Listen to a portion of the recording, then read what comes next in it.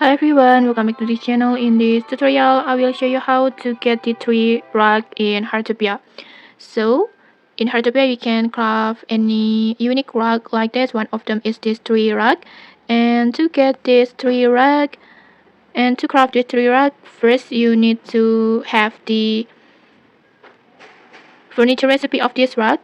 But I forgot about how to get this recipe. If I'm not mistaken, you can get this recipe from the DG member rewards after you reach some level on here. But I forgot about the which level you can unlock this recipe. But after you get this recipe, first just go to your workbench and then just choose the 3 rug recipe. And then in here you need to complete timber, quality timber, and then roaming of timber.